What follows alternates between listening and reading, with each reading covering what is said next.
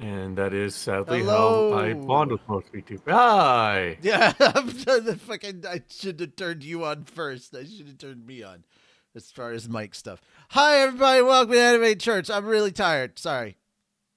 Welcome to Anime Church. This is a church where you can cosplay and we won't judge you for it. I am Richie Roberts. Cosplay and do stuff. Yes. I am Richie Roberts, your like medically induced tired Minister of Science and Technology. I am Fenrisar, and you're kind of tired patron saint of snackers and alcohol. You're alcoholically induced tired patron saint of snackers and alcohol. Yeah. Not today. Oh, I damn. have not had a single drop of alcohol today. I've been too busy working. Who are you and what have you done with Fenris? I'm waiting for the mead to finish so I can back sweeten it. Oh, okay, gotcha. But yeah, really quickly, guys. I have 28 gallons of it, so I had to change my sleep schedule because I was sleeping during the day, and that wasn't good. And I needed to go back to sleeping during the evening. So I had to take my anxiety/sleep medication last night. And the downside of it is that I am tired for almost 24 hours. It's effective. It works. I sleep a good amount, but also I'm very tired for most of the day. So apologies if you're getting low energy me, you know, just putting it out there. I'm probably going to have another nap right after this because I'm just so eepy. But we have a lot to talk to. And believe it or not, I removed a couple of stories that we initially had. So I'm just going to start with this.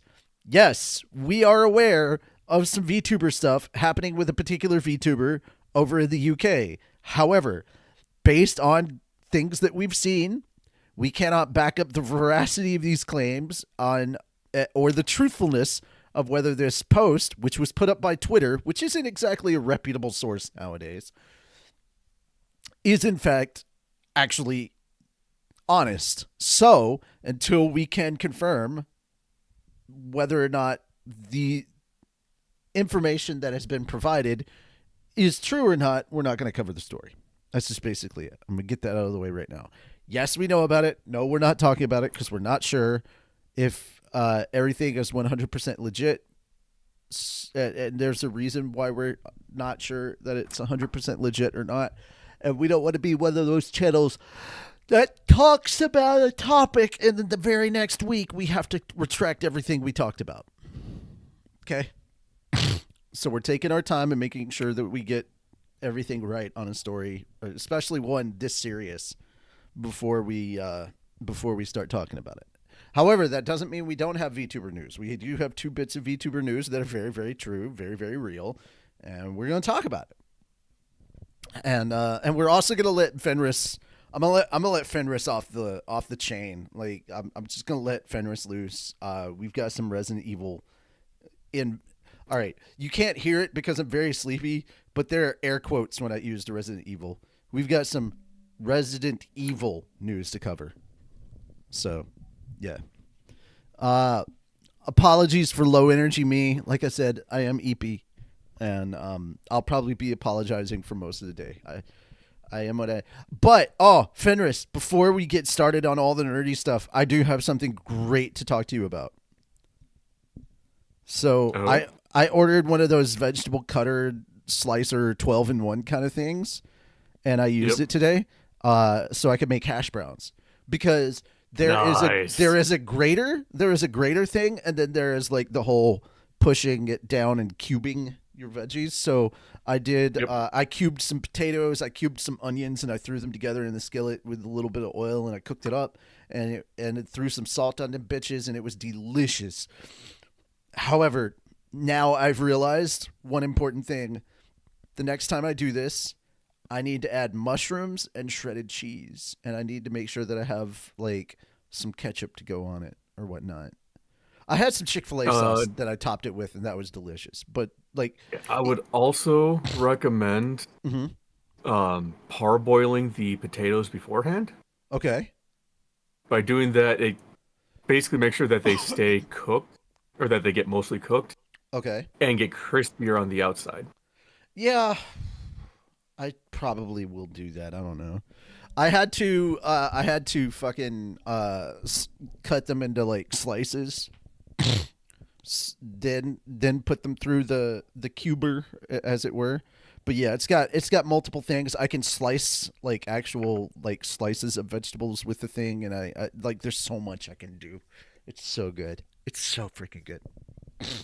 But yeah, because I have a lot of potatoes and I have a lot of onions, and I'm like I'm gonna make hash browns and eggs, and it wasn't until 5 minutes ago that I did not feel overly full. Yes, Blebby, one of the stories is about Fillion. We got some Fillion updates. If you want to know what we're talking about today, look in the description. Open up the description. Links for every bit of the story that we're talking about are on there. And as you can see up at the top, we're going to talk a little bit about the guild. Anybody remember the guild? Any millennials out there? You remember the guild? Like I told Richie earlier, I'm now gonna have "Do you want to date my avatar" stuck in my head for the next couple of years. guys, Again. it's not the same thing, but it is the same level of popularity. So I need you guys to understand when I say that the guild for us millennials is like the amazing digital circus for Gen Z. I'm talking about the popularity and and some of the emotional connectivity. But like if you're a nerd, you should watch the guild. But they're literally doing a movie for the guild, and I'm like, They're cool. kickstarting a movie. They're kickstarting a movie. Speaking of which, our Kickstarter will go live on Wednesday for raising money for uh Overlord 2, and if we get past Overlord 2, hopefully we will get to Tanya the Evil. But for more information on that, we will have a video coming out also on Wednesday, so keep an eye out for that. All right. Woohoo! Any other? All right, you want to talk about the guild because you're more into the guild than I was. I didn't get into it until way later, and then I forgot about it, and I've slept since then. Yay, sleep. I've had too much of it. I was gonna... I'm getting flooded with messages suddenly. What the fuck is going on? The guild.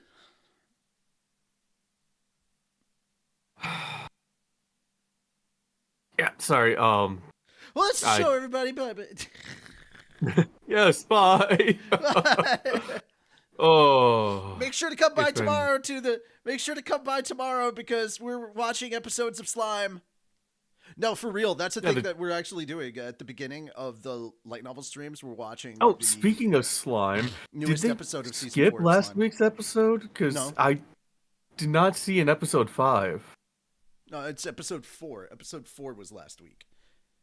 I thought episode 4 was up for like 2 weeks. No. Today, or I'm sorry, this Friday should have been the 5th episode. Yeah, I checked it on my Crunchyroll because I was catching up on anime yesterday, and I didn't see an episode 5. Huh. Hang on one second. I'm not aware that they went on break or anything. One moment. All I know is that right now the dub for Slime is on episode 3. So that's what I know. Is there not an episode this week? That could be a thing. Yeah, episode 4 came out on the 24th, and I don't see an episode 5. Even though I've seen clips from episode 5, I'm just like, why can't I watch it? There's no episode 4 yet on Crunchyroll. I don't know why. Episode 5. I'm sorry, episode 5 on Crunchyroll. I don't know. Also, beginning after the end, it took 4 episodes into season 2. Oh, I'm sorry. It took 5 episodes into season 2 for them to actually get back to the story of the actual like story. Like for them to actually get to an episode that covers the actual stuff that occurs in the story. I don't know what they did 4 episodes of just anime original shit for, especially because it messes up the dynamic.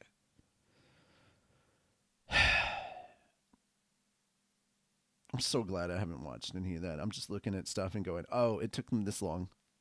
Cool. All I know is that they added animation, and I'm like, well, you know, if you hadn't left it out to begin with, we might have cared. All right, anything you want to talk about the guild now? Jesus. Other than it's been like what, 20 years roughly since it first came out. Oh, since it first came out, not since it stopped Yeah. doing. Okay, yeah. 2006 or 2007, I think, is when Yeah, it first it's came old. out. But it was basically a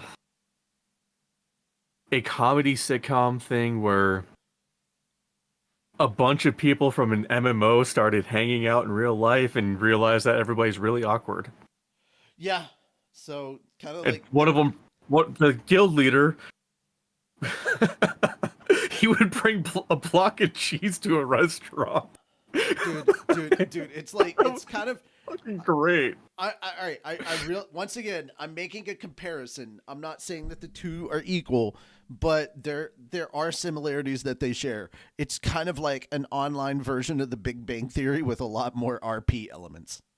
It is so hard to describe the show because It is. it's just an experience. You have to watch it. You have to do it. To You have to do your own understand. research. You won't really get it. Guys, if you've ever played anything RPG, tabletop RPG-esque, you'll understand. That's all you need to know. It's a series based on TTRPG. That's all you really need to know. All right. Okay, so we got a new trailer for Spider-Man Noir. Let's take a look at it. Street forms a complex web. Oh wait, I'm sharing the wrong screen with you. Give me a moment. Change the stream to there we go. All right, you seeing this now? Yes. All right, let's go. Every mystery forms a complex web. But pull the right strand, and it's a straight line to the answer. I'm glowing bright obsidian. Universe trends to disorder. Axolotl amphibian. Monsters on the loose. Unelemental chemical. All you can do is fight to keep the chaos from your door. I came here to offer him a job. My friend disappeared. You haven't given us much to go. What can I say? The world's a dangerous place. But I think you're braver than you let on.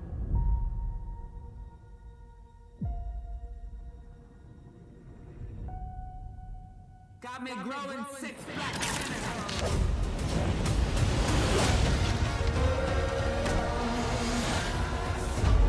You've been in a hole ever since Ruby died.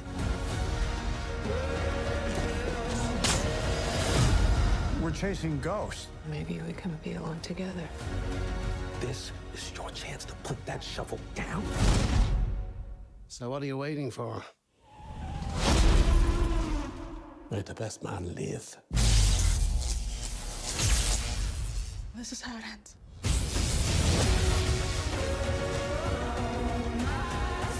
The people could use a hero. Fighting is the point. He's the best show in town. What happened to your face? I walked into a door. How many times?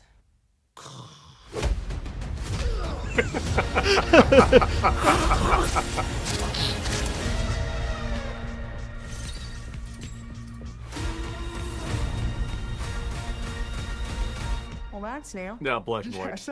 It sounds crazy, I know.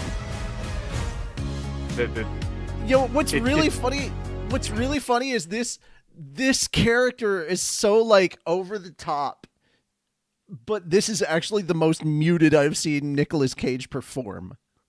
It It's is. such a calm Nick Cage, but I'm so here for it. All right, It's kind of throwing me off. I really want to see this because we've got Electro, we've got Sandman, we've got Tombstone, but like in this era, man, it looks so interesting how they're like I like how they're approaching Spider-Man's cadre of villains in this era. And this is supposed to be New York City. And the more I see of this series, the more invested I am in wanting to watch this when it comes out. typically the more I learn about something, the less inclined I am, because it's like, oh man, you told me too much. No, with this, I'm just like, I'm in. I'm fucking in. More reasons to be in. I'm here for it. What are your thoughts, Fenris? I know you're not usually the market for this superhero genre stuff, so I'm very curious to hear your thoughts. It's Nick Cage. That alone is selling me. It just looks interesting because it's got that old school detective noir feel to it. Obviously, Spider Noir, but they also got me by saying, "Hey, it's being done by the gang that gave us Into the Spider-Verse and Beyond the Spider-Verse and all that stuff." Because the Spider-Verse trilogy, because it will be a trilogy, but so far the first two movies that have come out have been just really well done and amazing and well written and very character oriented, which is where I think Spider-Man does its best, when it's very character focused and character centered. What made Spider-Man stand apart from so many of the other superheroes is that Spider-Man at the end of the day is just a dude trying to just do right, and a lot of the times what works for Spider-Man, what makes Spider-Man do well hurts Peter Parker. He's not able to really keep a job because of his whole Spider-Man thing, or an apartment, or so many other things. Like, being Spider-Man is a problem for Peter Parker, and that's what is such an interesting aspect to that. It kind of keeps the character very grounded, if you get what I'm trying to throw out there.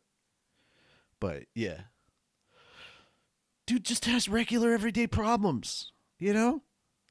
They don't just go away because he became a superhero, and I love that. No, they got worse because he became a superhero. Exactly. They went from problems to super problems. And guys, if you've ever played the Amazing Spider-Man games, or rather the Marvel Spider-Man games, the most recent two, Spider-Man 2, or I haven't had a chance to play it yet. I need to play the Miles Morales game. I need to play that at some point. I haven't. But yeah, they do a really good job of fleshing out all of the different things that Peter has going on, and like how bad Peter's life is as both Peter Parker and Spider-Man, because when Spider-Man gets beat up, it hurts Parker even more. But yeah. Also, I just love how quippy Peter Parker is. But we're talking about Benjamin, which is the name of Spider Noir. So it's pretty interesting. Pretty interesting. Honestly, my favorite part about Spider Noir, and this is canon to the Spider-Verse thing, because Nick Cage did voice Spider Noir in the first film. My favorite bit is him trying to figure out what the fuck a Rubik's Cube is, because it's got so many different colors and he lives in a black and white world. I fucking love it. I don't know what this cube thing is, but I'll figure it out. I fucking love it. So yeah, if it's got any bit of that humor in there, God, this just looks like it's going to be freaking fantastic. The only thing that's sad is that, like, it's coming out early. It's coming out 2 days early for people that pay for it, and then it will come out on Amazon Prime for everyone else. So that's the only negative I've seen for this so far. But the cast looks stellar. The more I see of, like, what this is about, the more interested I am. And yes, Nick Cage. I was sold on Nick Cage. I saw Renfield, which was so poorly panned by everybody else, just because I wanted to see Nick Cage as Dracula, because that was appealing to me. And you know what? I fucking loved him as Dracula. He was so fucking good. I didn't see what the problem was, why so many people seem to not like that movie. I had a blast. Was I looking for high art? No, it's Nick Cage. I'm not expecting high art from Nick Cage. I'm expecting to go in there and be entertained, and god damn it, I was. There we go. Yeah. Cue the gladiator. Are you not entertained? Are you not entertained? Dude, you had me at Nick Cage's Dracula. That's all I need. The only way you can have Nick Cage's Dracula and make it any more interesting to me is if we did if we did more Dracula Dead and Loving It, but instead of Liam Neeson, we got Nick Cage. I'd watch that. I would watch the shit out of that. Oh. Yeah, Dracula Dead and Loving It, but with Nick Cage as Dracula. Yeah, I'm for it. I'm so for it. All right.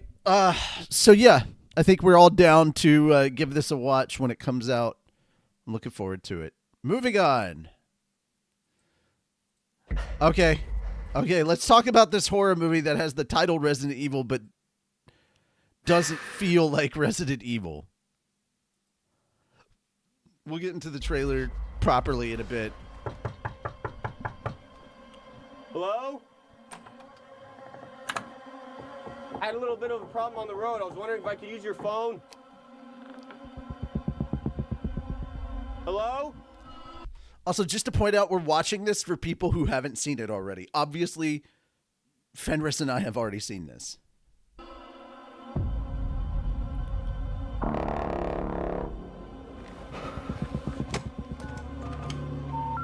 Yes, we're sorry.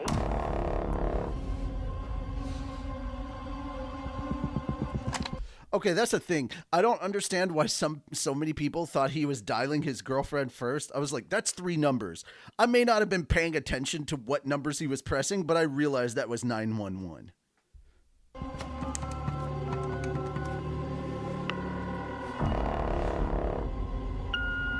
Also, Fenris, it's not just me, right? When he like turns around, sits in the wall, and sinks down, were you also expecting to see something in the window? Because I was initially expecting to see something in the window.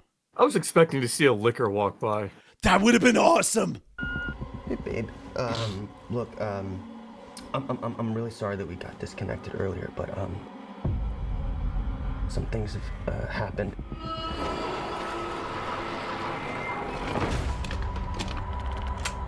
I'm in like a seriously fucked up situation right now.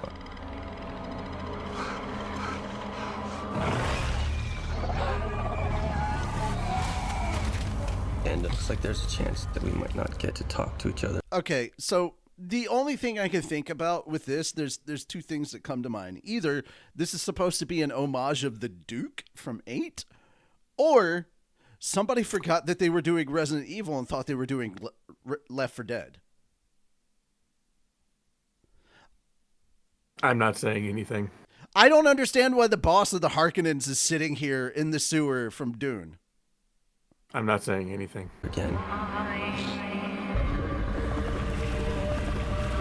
Oh, wait, hold on. Unless we're counting the fatties from Resident Evil 6, in which case, why? Why RE6?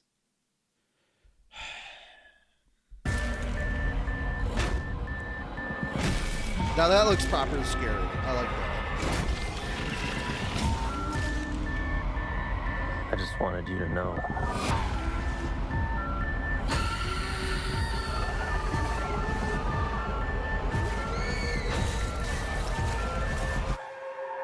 I love you.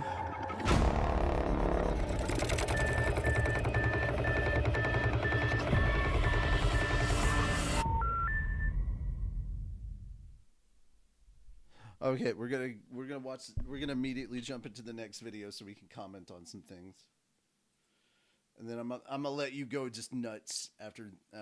Welcome back to New Rockstars. I'm Jessica Clemens, and baby, this is a breakdown of the teaser. Everyone gets to find Austin Abrams on the snowiest, scariest survival speedrun of his life. This teaser is pretty short and very quick shots, but also full of Resident Evil homages and details that you might have missed. So let's break it down frame by frame. But before we get into it, make sure to check out the latest and greatest in New Rockstars merch. We got some great shirts, some great hats, some great sweatshirts. The shop there lately. Policy. Pin code 0 to the search. How is that any kitchens at home? You All right, now let's get into it. The film follows Austin, who you might remember from Weapons, who plays the character Brian, an original character for the movie and a medical courier outside Raccoon City. He must make his way to the center of the city, with the story just kind of tracking his journey through a series of intense obstacles. Kreger has mentioned that the movie takes place during the events of Resident Evil 2 in real time, but not really. And I think this is what's got a lot of fans kind of displeased with it, because y'all recognize that in the game it takes place in September 1998, and it's snowing in this movie, and Brian at one point looks like he pulls out an iPhone. However, in a lot of the interviews that I've been reading with Zach Kreger, he never said he was obsessed with the timeline per se. His love letter to Resident Evil is more about the game's feel, the cinematics, the mechanics, and even an experience of being a player dropped into this world. So the events of Resident Evil 2 happening is kind of like just in modern day for this movie. Beginning in 1996, the Resident Evil video game has always, as most known, centered around an outbreak caused by the Umbrella Corporation. And while the protagonist kind of varies from game to game, it's no surprise the franchise made its way to the big screen as a very promising adaptation. Evolving from video games into movies, series, novels, comics, and more, it became a massive IP with a deeply dedicated fan base and arguably over 3 decades of lore. So it's no surprise that, the last few installments haven't been the strongest, or respectfully haven't been even close to adaptations of the actual games. However, what Zach Kreger's trying to do here is creating an easy standalone where we are, and I quote, following a character from point A to point B because that's what the games do so well. Our opening shot is so isolating, so desolate, no zombies yet, just unnerving danger looming over us. We'll eventually make our way into Raccoon City, but we'll take detours through this movie. Kreger has clarified the whole point of this movie is he's got to get from Hospital A through the mountains and into Raccoon City to deliver something to Hospital B, and as he's going over this mountain pass, things turn bad. The movie already utilizes the game's mechanics. Kreger talked about this in his breakdown with IGN. The movie's camera styles will follow like a third-person video game. You'll see throughout the trailer as he looks around.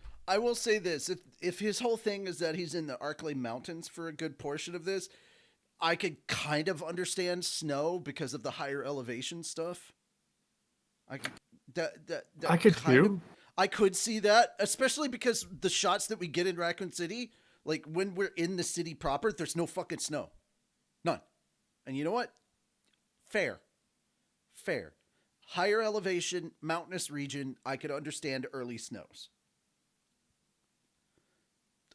All right, that's where or pivots, the camera follows him. It's well choreographed, and it'll occasionally shift into first person, so we get that shooter visual kind of game style as well. So already we're enticed because we're living in a cinematic video game. He enters the house. It's dark but still low lit, and the sudden switch from the wide open snowy fields to this claustrophobic swelling room is an instant. This over-the-shoulder shot also puts us in the player's point of view. This door opening also feels like an homage to the door opening loading screen from Resident Evil 1 and 2. Keep in mind the house is unlocked in the middle of the night, which means there's probably a zombie inside, because that's how these kind of movies go. There's so much in this room and it's fairly too dark for me to even see. But I mean, yeah, there's like these small details that taxidermied animals are in the games as well in this kind of space. When we shift focus, you can see the front door and a bunch of keys on the key hook, and these keys are going to be a big focus because they're a big focus in the games, and we'll get into it a little later, but he's going to return to those keys in the movie. We cut to the close-up of the home's landline, and at first it seems like he's calling his girlfriend, and the call fails the first time, but then suddenly goes through on the second attempt, which feels a little off. But what actually happens when he gets into the frame, if you look closer, he actually quickly dials 911, and that call can't go through. Then he calls his girlfriend, and that number is successful. So honestly, 911 and all the helpers in the city aren't working right now. He might be able to make calls like outside of Raccoon City or wherever he is, but it's clear that anyone within the vicinity is not going to be getting through to him. He's leaving a message for his girlfriend apologizing for their first call falling and things happening, and on his vest it's barely legible because again it's very dark in this trailer, but it says something like lightning medical transfer or transport. Also in the IGN breakdown with Zach Kreger, he acknowledged the plan in this shot. He took the green herb from Resident Evil 4 and replicated the bucket. We get a shot of him running with a shotgun under the moonlight, yet he's not looking back like in the next shot we get where he doesn't have that shotgun. So something is chasing him in the next shot, and at this location I suspect he just upgrades to the shotgun. We then see him shuffling through drawers, another nod to the games. A core part of Resident Evil is you constantly searching for ammo and healing items. Your character finds a weapon but no shells, so you're searching through drawers for essential supplies. And speaking of weapons, we see that he's finally located the shotgun. Kreger said your graduation from gun to gun is his favorite part of the game, so earlier he had a pistol that will be his first weapon that he acquires, and then he'll get the shotgun, and then ultimately he'll go to the MP5. Once we get here, I assume this is Raccoon City. The production designer said they designed the city based on Resident Evil 2. Lots of bricks, lots of texture, lots of rain, and the only change they made was going heavier with the snow. They even have a place that looks exactly like the police station, which I believe it would be this police station in Prague where they shot, if it's the one nearby that they were saying. Also, that explains why there's so much fucking snow, because they shot in Prague.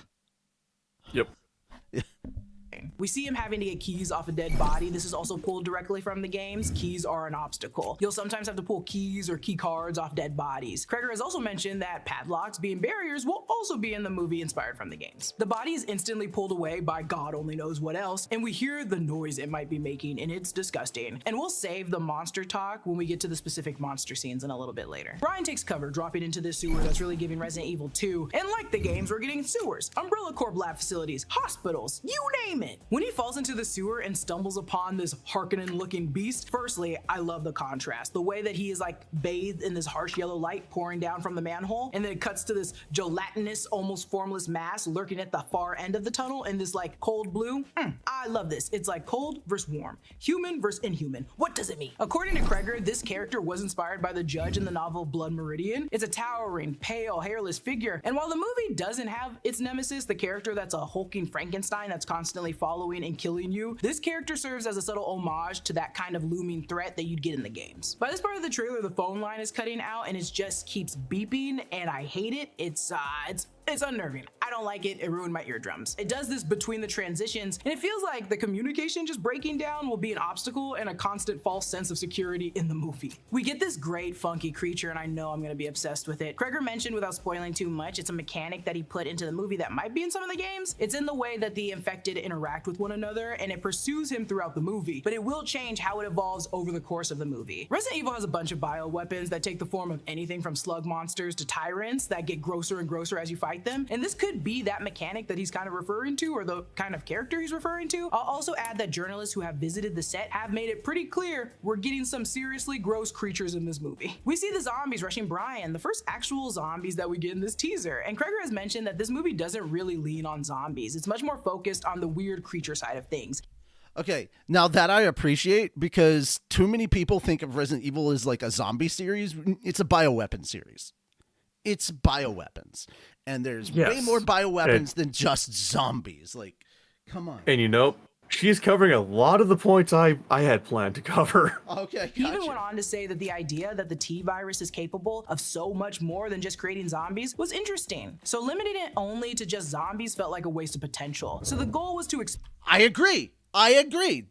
There's some good points in here. Expand what the infection can become and keep it varied and evolving throughout the film. We talked about the keys, let's talk about the doors. If there's one thing Resident Evil has done throughout their many games, it's that doors are weirdly a big focus. How we enter them, unlock them, how our character even moves through them with the camera, or simply just the reveal of zombies sneaking up on you on the other side, which you can tell is not gonna go away in this movie because here they are. As you can tell, these locations are very vast and there's actually plenty of them. The games will often start you in a grounded area, but just through the progress of the games, you go through such vast underground secret areas, and so by the end of the game, you are nowhere near where you began the story. And that's what he's trying to illustrate in this movie. According to the movie's production designer, Tom Hammock, he said that me and Zach had a great deal of fun working on the doorways and these odd transitions between spaces. So a hospital hallway leads to somewhere you don't necessarily expect. Literally, we have entire sets built where it's designed around a single shot for a single scare. Insane. We get a flipped cop car, which could be a Raccoon City police cop car. We don't know. Also, his jacket here is different from many of the other shots, so pacing wise I feel like this shot and the next shot are earlier in the movie before he gets the heavier jacket for the snow. We see Brian wandering upon a woman twitching, and this may be another zombie moment. In the next scene, which still takes place at the hospital, Total Film ventured to the sets and mentioned how some of these creatures will appear in a scene in a hospital ward, and I think this is one of them. They describe the hospital as going full Resident Evil, covered in these massive fiberglass egg-like membranes with tentacles crawling across the walls. What the fuck? There's also this wild practical setup where stunt performers are suspended upside down above the set, trained to hold their breaths while they dump gallons of slime over them. Then the membrane just breaks and they just drop straight into the scene, all done on camera. The fuck? So I think this little scene in the hospital ward is a baby monster because that looks like a little baby's head. Post-birth? Possibly. In the middle of giving birth? Maybe. Nah, that's giving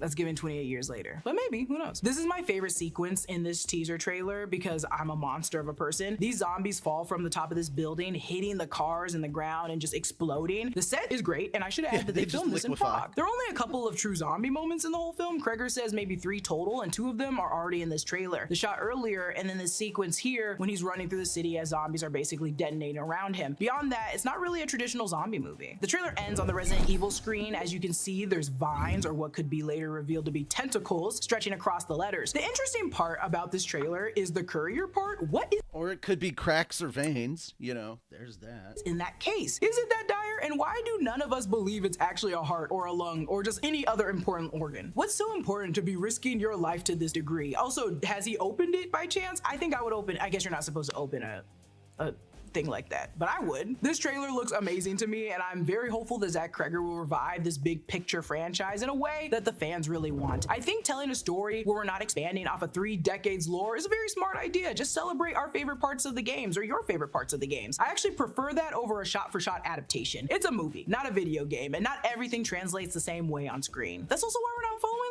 Leon. His story already works so well. Why try to adapt it? Why try to build off that? It's already there. So if the main criticism for you or anybody watching is it's not like the games at all, I'd honestly say give it another chance. Like Fallout, it's about a new character we haven't seen before surviving inside a familiar world. It still celebrates what makes the games great, but in a way that works for film and for people who are completely new to it. Comment down below with Also, yeah, I think that's another thing that makes Fallout so good. It takes place in the Fallout universe. It's not saying that the other Fallouts didn't happen. It's just like, hey, this also, you know? And like, so from that, there's a lot of good concepts in here, but I'm going to let you go. Go for it. Like, go ahead, Fenris. Say your piece. So my biggest thing that irks me about it, and I completely understand it's, you know, his take on it, whatever, but he, like she had mentioned earlier, this is supposed to take place in tandem with Resident Evil 2 during the quote-unquote initial outbreak. Yeah. Resident Evil 2 was not the initial outbreak. The first half of Resident Evil 3 was September 28th, 1998 is when the city was overrun completely by the T-virus. Okay, that's only if you're talking about if you're talking about the city outbreak. You'd still be wrong. The first initial outbreak happened earlier. No. So I'm saying September 20th is when the quote-unquote city Raccoon City, fell to the Raccoon T-virus. City outbreak. If you're talking specifically about the initial Raccoon City outbreak. outbreak. If you want to talk about the initial outbreak, it could have been Arclay or before Arclay.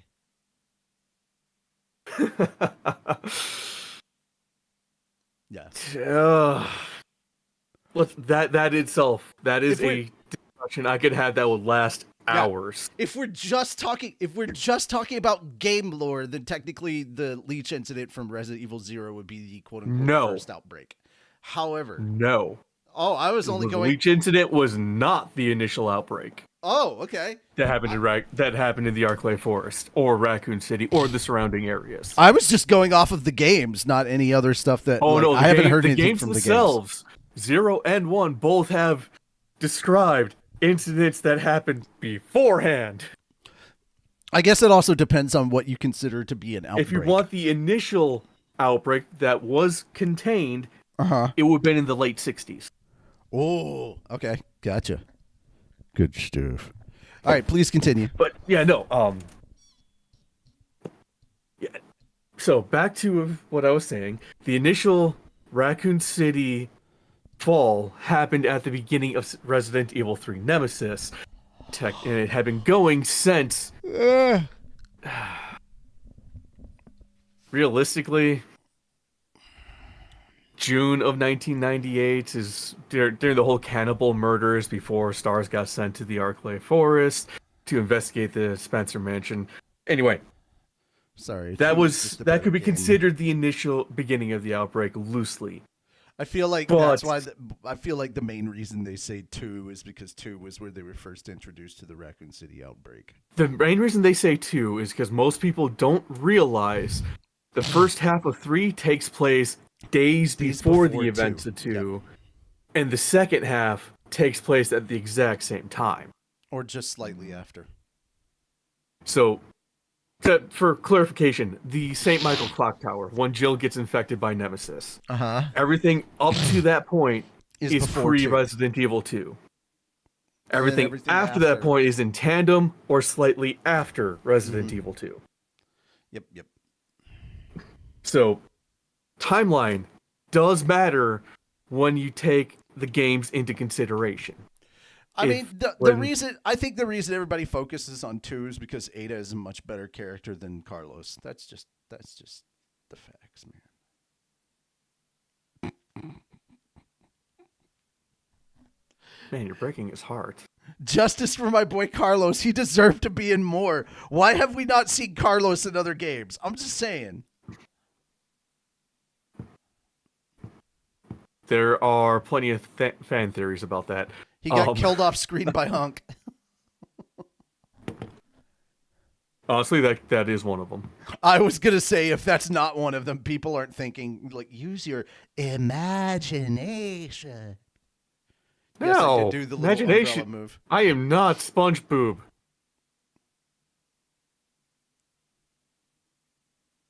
I mean, when you say it like that, I kind of wish you were SpongeBob. So, yeah. Anyway, Uh-huh. there's a lot that there's several different things about this trailer that makes me feel like it's not Resident Evil. All right, you want to hear my theory on this? Sure. He wanted to make a Resident Evil movie, but because he didn't hear back until so late that he got approval for Resident Evil, he had to kind of just shoot a movie, and then by the time that they gave the approval for him to use like the Resident Evil name and like their properties and stuff, it was too late. He couldn't go back and redo it. That does make sense. Yeah. It feels like there was a timing issue with the rights. Yeah. But I'm just going to take JJ's advice from the Residents of Evil. I'm going to look at this like I looked at the Paul Anderson movies. Mm-hmm. They're their own separate universe. Or in that way I can still enjoy it. Or simply this. Guys, it's an homage. That's all it is. It's just an homage to the games. That's all it is. It happens to have the Resident Evil title. Don't get hung up on the fact that it's part of the Resident Evil universe. Nobody said specifically that it was part of the Resident Evil universe. It's just a fucking homage. Things are going to be disjointed and scattered because that's what it is. It's just like a love letter to Resident Evil. It's not part of Resident Evil. That's all it is. That's how I choose to look at it. It has nothing to do with canon whatsoever. And the moment you get that out of your head, I think the movie is going to be way more enjoyable. But don't get me wrong. I absolutely love the thought process and the idea of following an everyday person throughout the events of Raccoon City. I think there's a lot of good ideas in this, like keeping it separate from like the main canon, not doing a shot for shot recreation of one of the games. I think that's good. There's no way. Blebby, leave me the hell alone. I'm trying to do a show. Stop DMing me right now. Stop it.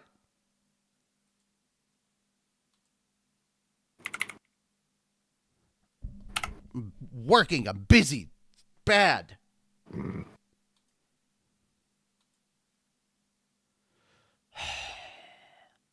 What did I just fucking say? What did I... And you still DM'd me. I don't remember. No, not that. No. I just fucking said, stop DMing me. And she DMs me. She really does live up to her title of brat. Yeah.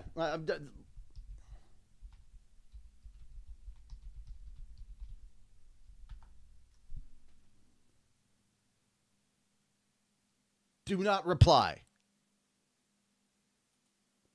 All right, we're going to move on. All right, so let's talk a bit about Fillion and her disappearance. So, things have been confirmed with like the Wayback Machine on YouTube that all the videos on Fillion's channel are not gone. They are simply privated. As far as Twitter, a bunch of stuff got removed. Like her Twitter has basically been wiped. Her Twitch has been wiped. Her YouTube channel has been wiped. We don't know what's going on. It's a mystery. It's a very big mystery. I'm still operating under the fact that Cha-Cha was making a joke. It's not actually real. She wasn't deported by ICE. That's not. I'm thinking that she's getting ready for a big debut, which seems to be the most probable thing that's going on right now. But I've kind of just been keeping a loose eye on this because I've also been like doing a bunch of other things. But yeah, it is kind of a little disconcerting that we're 5 months in and Fillion is not come back. Like nothing, no communication with Fillion. So I'm gonna let you have this one. Will you say your piece? There's not much to say because Okay. we don't know what's happening, and Yeah. anything that's said is basically just speculation at this point. At this point in time, anything that somebody says could just be equated to theory time. I'm trying to do it like heavy spoilers guy. Theory time. But yeah, it's basically theory time. All you're coming up with is a theory or a hypothesis. Nothing has been proven. There is nothing Or that we have figured out. Don't be obtuse. Don't be obtuse. Be acute. All right, let's talk about Maury Calliope. So, we did get information following Maury Calliope's sudden hiatus. So, apparently, there's a lot of things moving behind the scenes that she is very unhappy with and has been overall feeling down in general. So, they have stated that she is stopping for a while in the hopes that there might be some changes somewhere down the line. She'll work hard to see those things through as well, where she can, and if she can make it better on her own, she will. She also stresses it has nothing to do with the deadbeats. It's not the fault of anyone in the chat. It's not anything to do with her fans. So it just seems like there's some behind the scenes nonsense, and you know what? That sucks. It is what it is. Honestly, with how things went with the whole Gura situation, this just feels like maybe some of that stuff is rearing its head again. You know? Issues with management, Sadly. as it were. It feels like that. So, is it possible that Maury Calliope ends up going independent? No, I don't think it's nearly as high of a chance. Is it a possibility? Yes. I just don't think it's always like a possibility. It's always a possibility, but I don't think the chance of it happening like that is as strong, you know? That being said,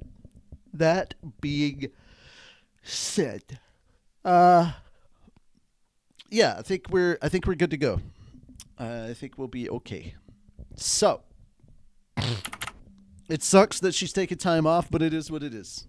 You know, sometimes you got this stuff needs to happen. All right, moving on. Unless you have anything more you'd like to add to the Maury Calliope thing. Nope. Okay. So the Super Mario Galaxy movie has opened up in Japan, and no surprise here, it opened at #1 in Japan with Sound Euphonium, the final movie, Part 2, opening at #4. So I just wanted to shout that one out. I don't want to go into reading all the details here. We'll be here for far too long if we're doing that. We've already been here for almost an hour already. So that being said, that's our final general nerdy news. If you want to know more about that, link is in the description. You can read the full article. Let's move on to games. Go to the doobly-doo. Okay. Fuck it. Yes, I'll play it. I can already hear the people. Hey, you gonna play it? Yes, I'll fucking play it. A sequel has officially been announced for Alien Isolation. Let's watch the teaser. Don't sound so excited.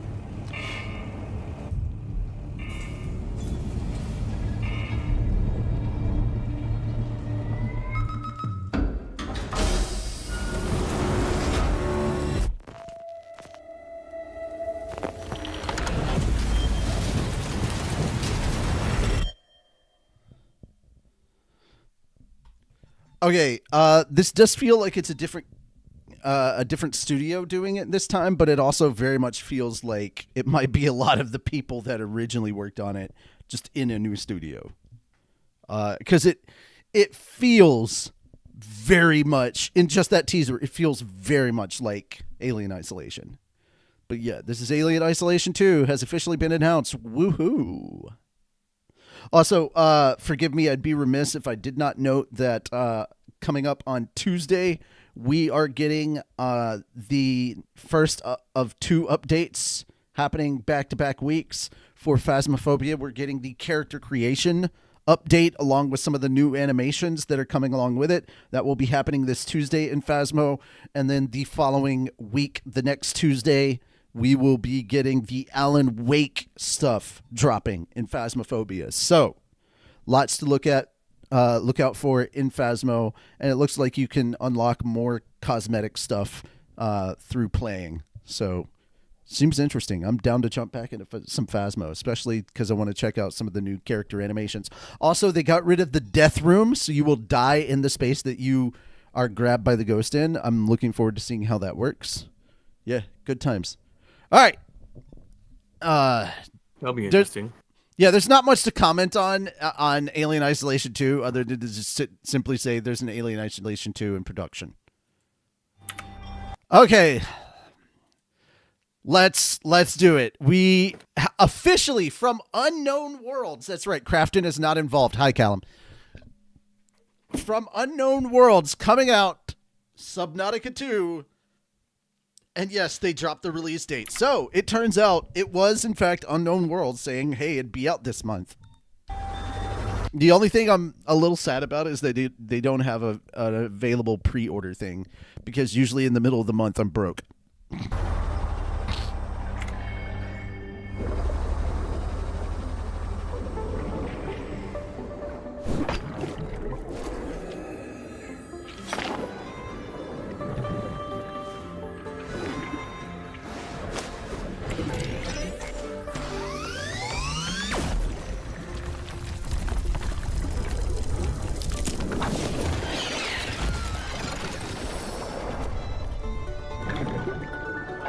That is totally us. Let's face it. What? Somebody getting grabbed and the other person chasing? No. Somebody getting grabbed and it's something sneaking up behind one of us while we're just hyper-focused on what we're doing. Yeah.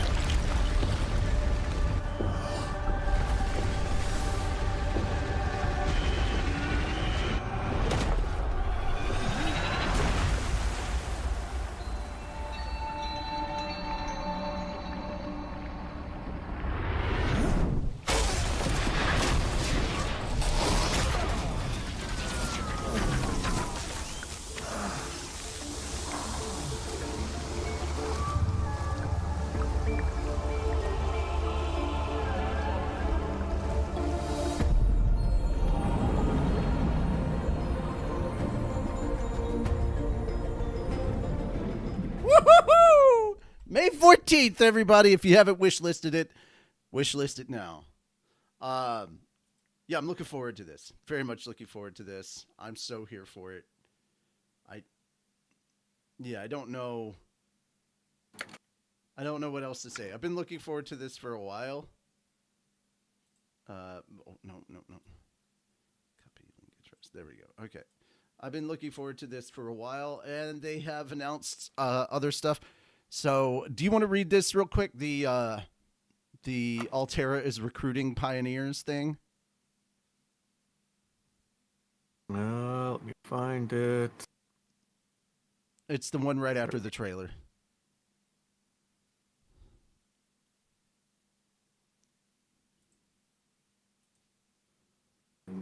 Sorry, I'm looking over their lead core tech engineer position. Oh.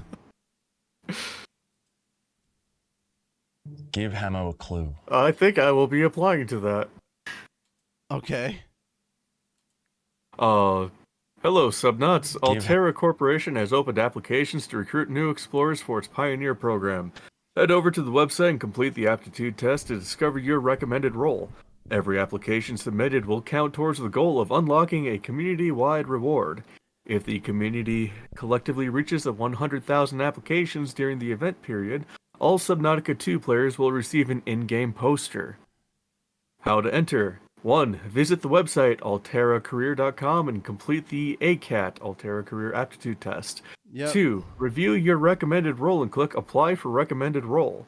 3. Once you've applied, your submission is complete and you'll be redirected to the Subnautica 2 Steam store page. 4. When the page loads, one application will be added to the community total. Don't forget to wishlist Subnautica 2 on the Steam store page to stay up to date with early access news and future updates. Application period is May 2nd, 2026 at 12 noon to May 29th, 2026 at 11:59 p.m. Pacific Daylight Time. Reward. If the community reaches 100,000 total applications during the event period, the Lost River poster will be unlocked in-game as a craftable blueprint. This reward will be automatically granted to all players who own Subnautica 2 regardless of whether they participated in the event. Note, each person may submit only one application. The event is not an actual hiring or interview process. Screw you guys! How dare you! I want it to be! Is that the thing you were filling out? Yes. It won't be the first time I've sold my soul to a black company looking at you, slave stop. Mm-hmm. I'm filling out the ACAT right now on screen so everybody can see.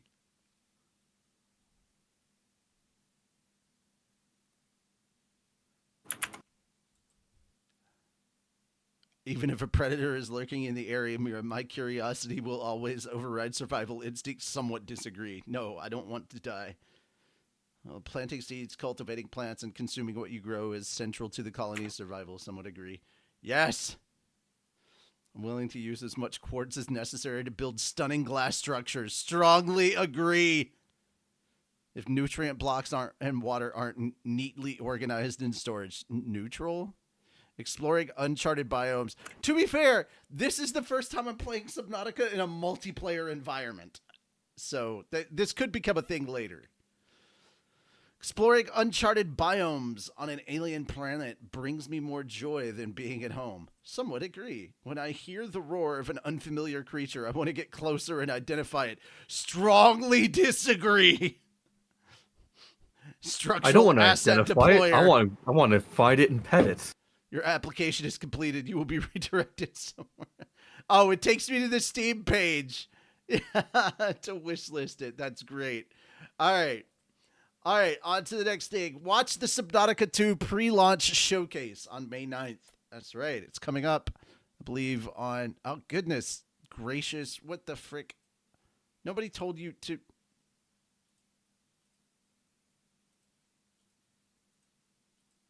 Oh, God. All of my stuff went away. Okay, there we go. All right, so the 9th, which I was clicking on. Okay, so Saturday. We're excited to announce that on May 9th, 2026, we're hosting a Subnautica 2 pre-launch showcase from the debut of our new gameplay trailer to conversations and demos with the development team. We'll have plenty to get you hyped for Subnautica 2's early access launch over the approximately 120-minute runtime. 2 hours of content. To celebrate, we've also prepared several giveaways and a Twitch Drops event. Pre-launch showcase, date and time, will be at 8 p.m. Pacific Daylight Time. Or, I'm sorry, 8 a.m. Pacific Daylight Time. So, if you're living on the East Coast, add 3 hours. What's 8 plus 3, guys? Basic math. Think about it for a second. That's right. It's 11. So 11 a.m. on the East Coast. Oh, I failed that. Well, it's 2 hours for us in Central. It's 10 a.m. for us. Where to watch? YouTube, Subnautica official channel. Twitch, Subnautica official channel. And the Billy official channel. And of course, they have links for all of that. Twitch Drops event, the first dive showcase Twitch Drops. And it shows how to redeem for 20 plus minutes to unlock the Seamoth statue in your PDA. Aw, getting a little statue of the old Seamoth. The event period will take place from, it will take place at 8 a.m. Pacific Daylight Time. In-game item Seamoth statue. How to participate. Watch the pre-launch showcase live for at least 20 minutes. Once you've met the watch requirement, go to the Drops and Rewards page on Twitch and click Claim. How to redeem your reward. Rewards can be claimed in-game following the early access launch of Subnautica 2 and through June 30th, 2026 at 11:59 p.m. PDT. Please refer to the guide below for instructions. So launch Subnautica 2, navigate to the settings screen, select Link Twitch account, then scan the QR code and open the browser to log into Twitch and click Authorize. Return to the game and claim your reward under Check Twitch Drops. We'll also have a plushie giveaway during the showcase. Full details on how to participate will be shared live and also our official social channels after the showcase ends. So make sure to join us for the pre-launch showcase and don't miss out on your chance to redeem the Twitch Drops. Keep diving. I want to know what the plushie is. Please tell me it's a plushie Reaper Leviathan. I need this. I need a plushie Reaper Leviathan. All right. We've got 3 more things before we move on to anime. This one's going to take a minute. If you played Destiny 2, you're probably going to agree with this, but this is like 5 or 6 people within the community that decided to make something. This is not the devs. And you know what? I kind of believe.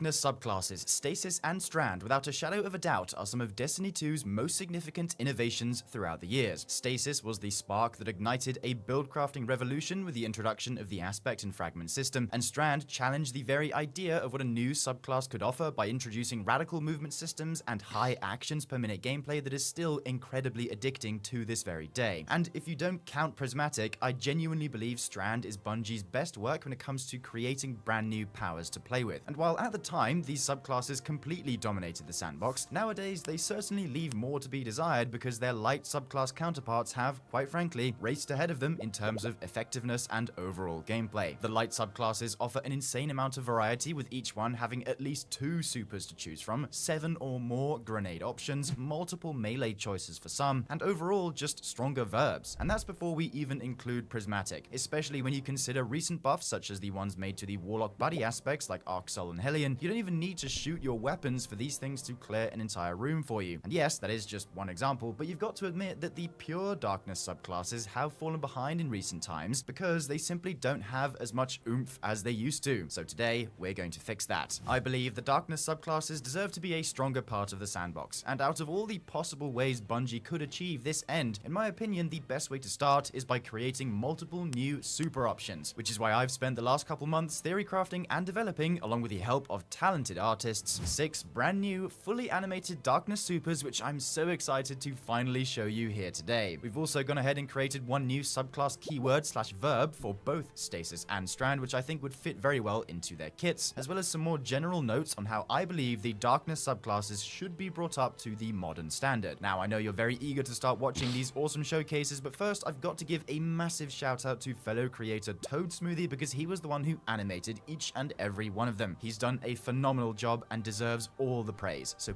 also, I just want to point out that's a great name, Toad Smoothie. I like that. That's a good name. Please go show his channel some love, link in the description box below. Furthermore, as you might imagine, creating these massive projects takes a lot of time and effort, so any support you can give to the video, liking, subscribing, sharing with your friends, or even super thanks, they are all greatly appreciated. But without further ado, let's begin with Strand Hunter. Okay, so really quickly, like you said, that stuff is important, which is why we have linked to the video down below. Bless you. Strand Hunter. The current kit for Strand Hunter is actually quite good. Recent buffs to Ensnaring Slam have made it a very good survivability aspect, with it being able to offer up to 20 seconds of Woven Mail, and the rest of the neutral portions are adequately covered by things like Whirling Maelstrom. However, Strand Hunter is missing a shutdown super for boss damage, and so enter Threadlash. Threadlash is a first-person roaming and shutdown hybrid super, where the hunter summons a strand lasso that can be thrown towards enemies, dealing damage over time. And it has two unique behaviors. Killing an enemy with a thrown lasso causes you to weave a new one, which can then be thrown again, but lassos will attach to higher health targets like champions and bosses, constricting and squeezing them while dealing heavy damage over time, and allowing the hunter to use their weapons simultaneously. It's possible to detach lassos and throw to a different target, and while a lasso is attached, it applies sever and unravel to the target, as well as siphoning a continuous stream of woven mail for the hunter. We think this super strikes a good balance between being able to use it in roam as well as for boss damage due to the unique attachment behavior. Also, bonus points if you can tell me where we got our inspiration for the startup animation. Drop it down in the comments. Valorant.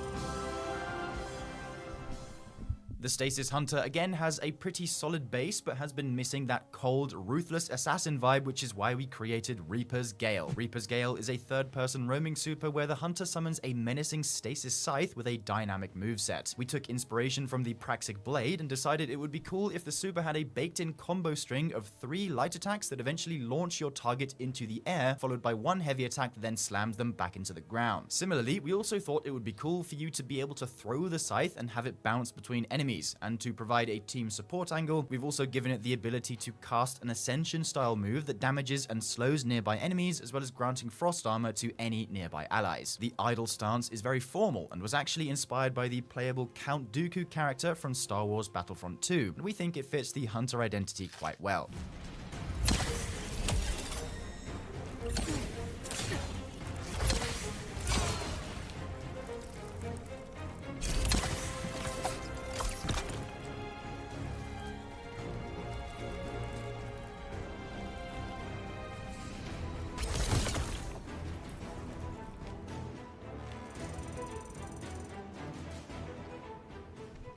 Now for the first of the Warlock supers, we have Dominion, a first-person super that I can best describe as the Strand equivalent of Song of Flame. Casting the super will expand your domain and project a domain aura around you that moves with you, retaining the ability to use your weapons. While Dominion is active, pressing your grenade key will alternate the effects your domain aura provides, which is heavily inspired by the Tan2 character from Destiny Rising, who has a similar feature where he can cycle his Well of Radiance between a healing or damage source. And just like in that game, here each aura has its own unique effect. The offensive aura grants the caster and any allies within your domain increased kinetic and strand weapon damage, and the defensive aura grants allies woven mail. So the idea here is you're switching back and forth between auras to alternate the buffs you provide for both yourself and your team. To make things interesting, we've added a unique minigame to this super where a visible bar appears on your screen during it that slowly decreases over time, and if you switch auras at the correct moment, you get to keep the effects of the previous aura while in the new one. Finally, similar to how Song of Flame has the unique Wisp Grenade, we've gone ahead and given this super a unique melee ability that launches 3 arcane needles in quick succession that recharges quickly. Definitely a very complicated super, but the motivation was that we wanted to create a cool alternative support option for Warlocks that requires a little bit more thinking than Well of Radiance and keeps the Warlock on their toes with baked-in skill checks. But do let me know what you think.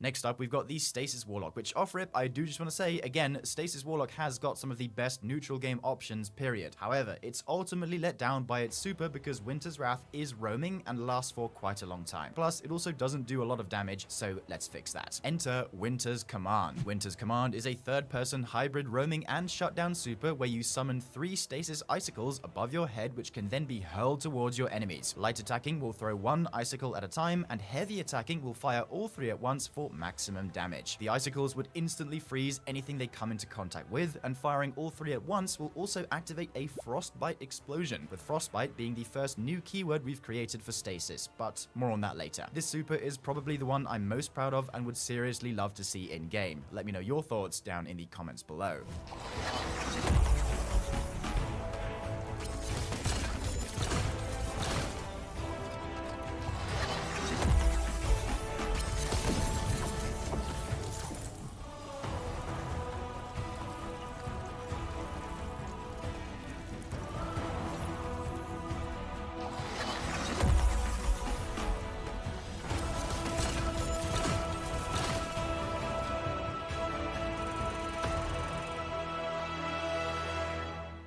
Now onto the Titan supers. We're starting with Strand, and at least to me, there has always only been one clear option, a goddamn minigun, and thus we created the Thread Cutter. Thread Cutter is a first-person...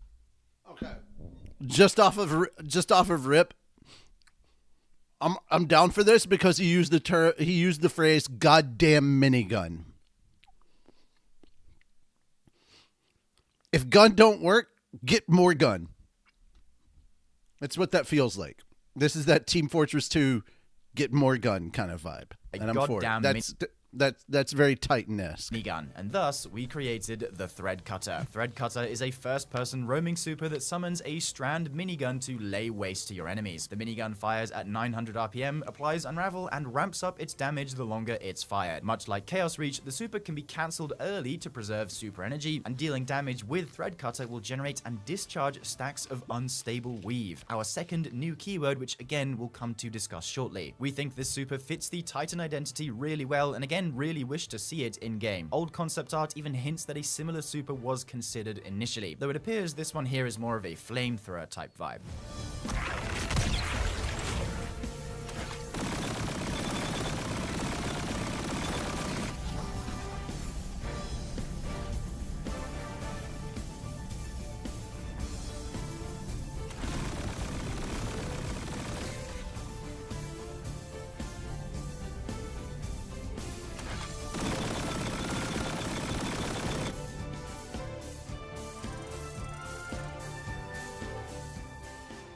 Finally, the 6th super we have is for the Stasis Titan, which again has some really cool neutral game but could use the addition of a shutdown super, which is why we made Cryo Surge. Cryo Surge is a first-person roaming and shutdown hybrid super, where upon activation you raise your fists into the air ready to unleash a devastating stasis attack. Your cryo gauntlets project a cone-shaped aura in front of you, and if any enemies are caught within it, activating your super again will cause an eruption of damaging stasis matter at the target locations. The damage of the super is divided equally based on the number of targets within it. However, if it's just a single target, such as a boss, the super deals maximum damage and also creates a frostbite explosion, giving it an edge inside of boss fights specifically.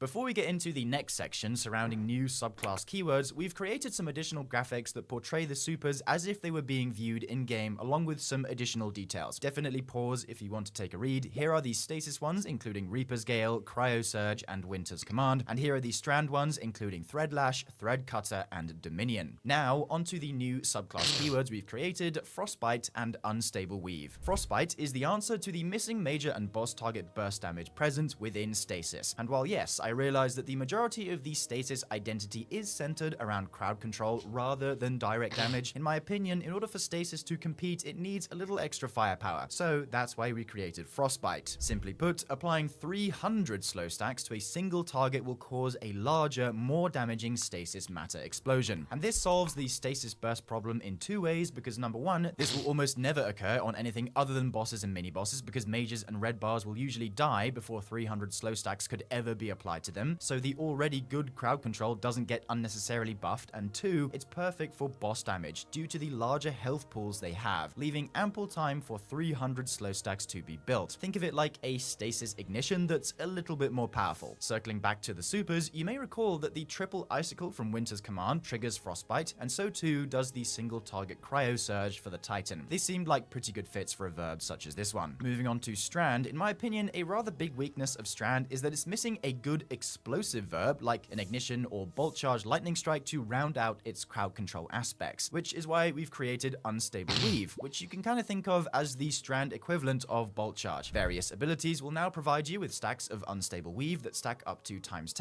and when at maximum stacks, any Strand ability damage will discharge your stacks and create a damaging Strand explosion that also applies Sever, with the damage being similar to something like bolt charge lightning. I will admit it isn't terribly imaginative, however the addition of bolt charge to the arc kits has really helped in making them feel stronger and actually output competitive damage, especially during episode Heresy with Storm's Keep Titans. And I think the same could very easily be true for Strand if approached in a similar manner. The Titan Threadcutter Super would have the unique ability to build up and discharge stacks of Unstable Weave all on its own, making it not only great for boss damage but also keeping boss targets under control with the Sever it provides. The supers are definitely the main focus of today, but do let me know your thoughts about these verbs down in the comments below, and if you had any alternative ideas yourself.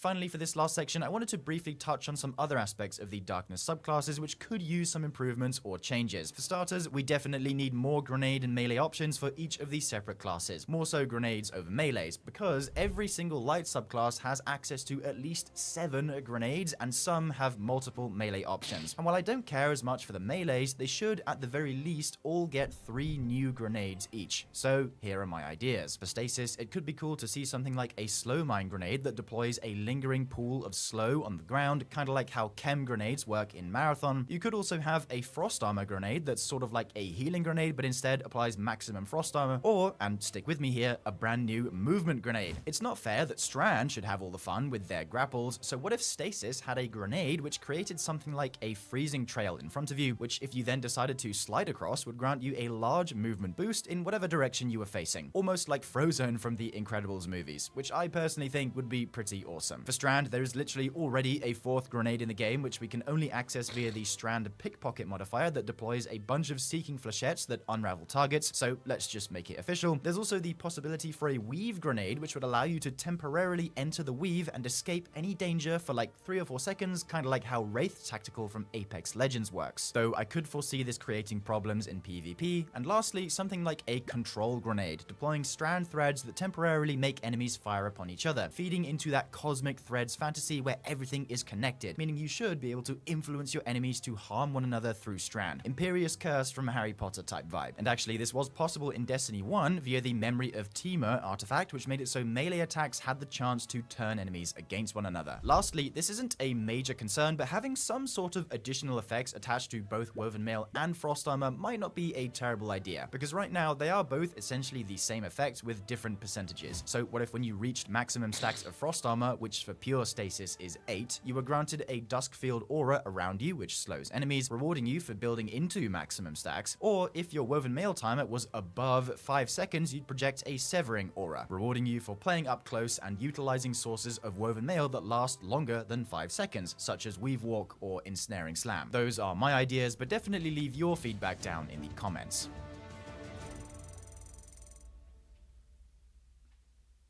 So that has been our showcase of how we would spice up the darkness subclasses. I really hope you enjoyed watching this video, as it has taken a lot of time and planning to put together, and I'm personally super happy with how it turned out. A final note also, because I just wanted a good excuse to mention this, if we ever do get significant additions to the darkness subclasses, make Zavala be the vendor to teach them, since he's lightless and has been seen to use the darkness in the past. It just makes sense, really. Once again, a huge shout out to Toad Smoothie for animating the supers and helping with the project in general, and also big shout out to Court for coming in with the awesome infographics as per usual, and to Sorcerer for also helping during the animation process. I guess I also just want to say that while we probably won't see any of these supers or ability changes come to light, I still thought it would be a super awesome way to showcase specifically to the developers and the wider Destiny community that we still care, and are still incredibly passionate about the game that has changed so many of our lives. For me to even be in the position to make an awesome project such as this one is truly a privilege, and I really hope that through June and beyond, the Destiny train starts to pick up again. Anyway, I've left timestamps in the pinned comment if you'd like to go and rewatch these super showcases, and with that, we have come to the end of the video. Thank you very much for watching and supporting my content, and I will see you in the next one. Bye for now, dear viewer.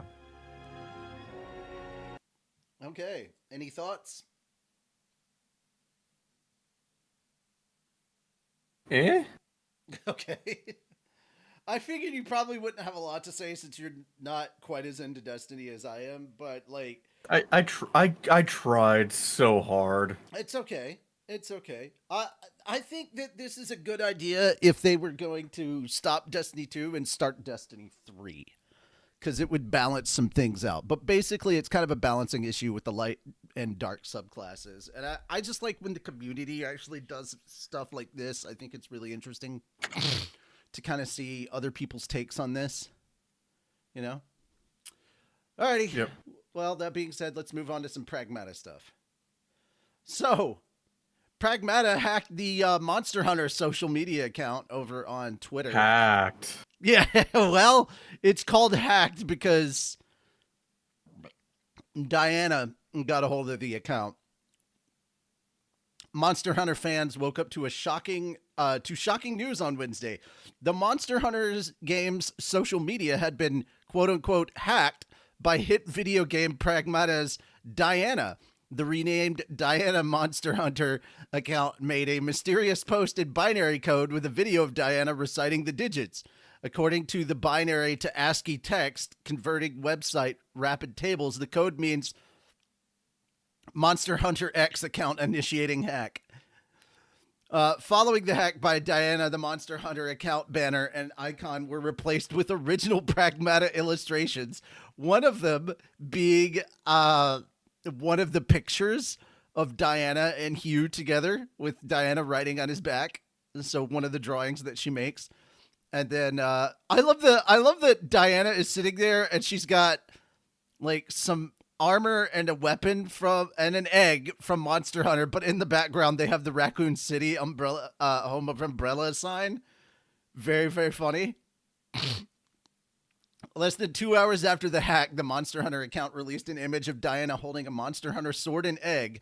The background features a street sign of Resident Evil's Raccoon City.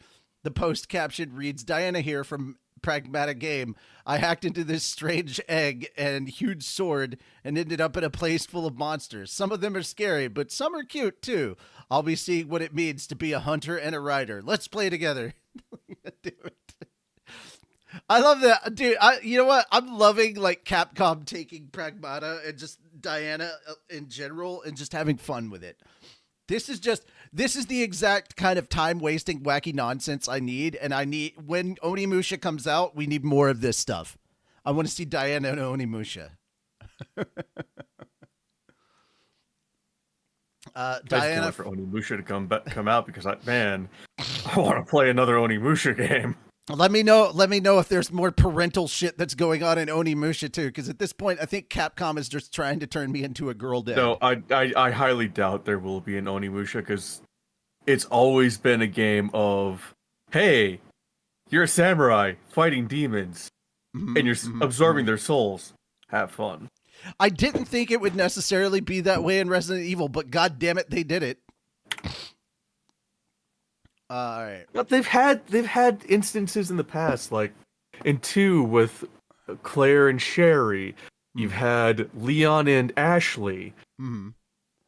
Never mind the fact that she's a college student, she still can't take care of herself. No, I don't feel that Leon and Ashley seems like daddy-daughter vibes, but like no, it's uncle, it's niece and disappointed uncle.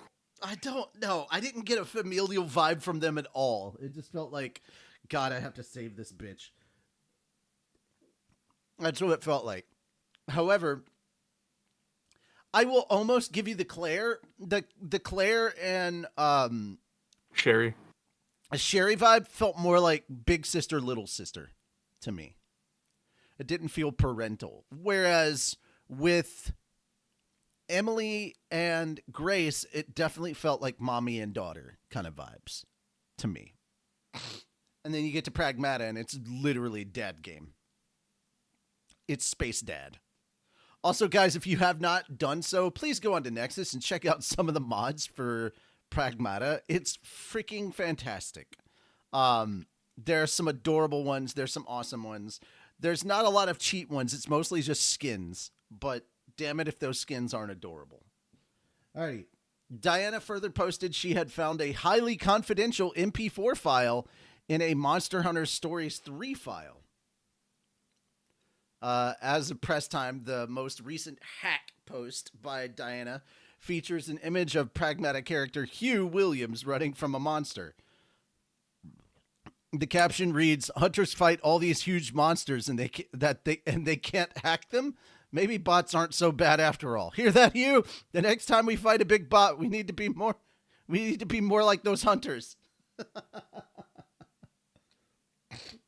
The Monster Hunter account isn't the only Capcom-related account Diana hacked. On April 26th, the Pragmata account also posted a mysterious message in binary with the video of Diana reciting the digits. According to Rapid Tables, the code reads, "Pragmata X account initiating hack." Following the hack by Diana, the Pragmata account banner and icon were replaced with original Pragmata illustrations made by Diana. Just over an hour after the hack, the Pragmata account released a larger version of the account icon image. The post caption reads, "Hack complete. Hi everyone, it's me, Diana. I'll be posting here for a little bit. I'm so excited to learn about Earth from all of you. Let's play together, okay?" This is just adorable. I love stuff like this. Oh my God, what the hell?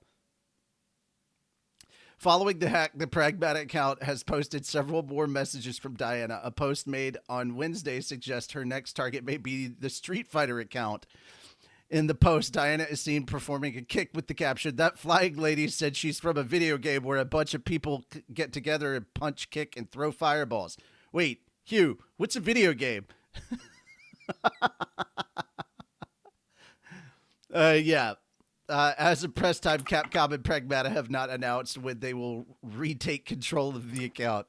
This is just adorable and very, very in line with Diana from Pragmata. It's so cute. Whoever's running the socials, I tip my hat to you.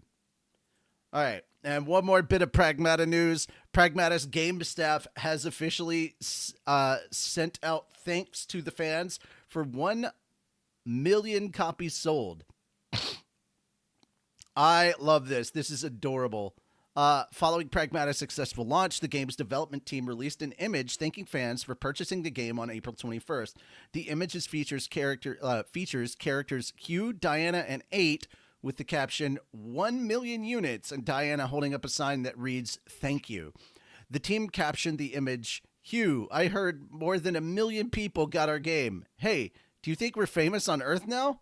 From the perspective of Diana, the caption continued, "Pragmata has sold more than 1 million copies globally. Thank you to everyone for your support." All right, it's not just Hugh, 8, and Diana. There's also, in the background, there is Cabin. So, yeah. 1 million. Pragmata sold over 1 million units worldwide in its first 2 days. And then it's just background on the thing. But yes, this is 1 million units, not $1 million. It's more than $1 million. $1 million. It's way more than that. It's 1 million games. Sorry. Alrighty. Time to get to the anime block. We've got The World's Finest Assassin gets reincarnated into another World Season 2, followed by Skeleton Knight Season 2. So we're going to watch these trailers real quick and talk about them. Have you seen The World's Finest Assassin at all? Yes. Okay. All right. The ending. I hated the ending of Season 1 because it was such a major fucking cliffhanger, and I didn't know I was going to get another season. Well, we're getting a second season now. About fucking time. アルバン王国の暗殺貴族勇者を暗殺してください。トゥアハーで男爵家に転生した。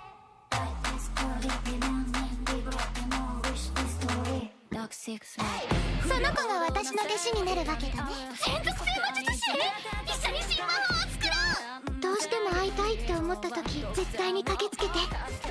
何でもします。私を必要だって言ってくれる人だから。私に生きる理由を与えてくれた王子様。私の残った人生はあなたを助けるために使うわ。魔法で圧倒しては訓練にならない。もっと力を。勇者を暗殺しなければならない。かつて俺は殺しという行為に何一つ心が動かなかった。だが今はリア・ビコーネの暗殺だ。ルーク、さよなら。リアに約束した。駆けつけるときっと俺を呼んでいる。セタンタ・マックネース、最も勇者である可能性が高い男よ。道具として生きてきた末使い捨てにされた。もうその失敗は繰り返さないと。俺はもう道具じゃない。一人の人間として自ら判断し選択し決断する。セタンタは勇者ではなかったのか。エポナ・リアンノン殿です。だが俺はすでに決めている。この暗殺引き受ける。Alrighty.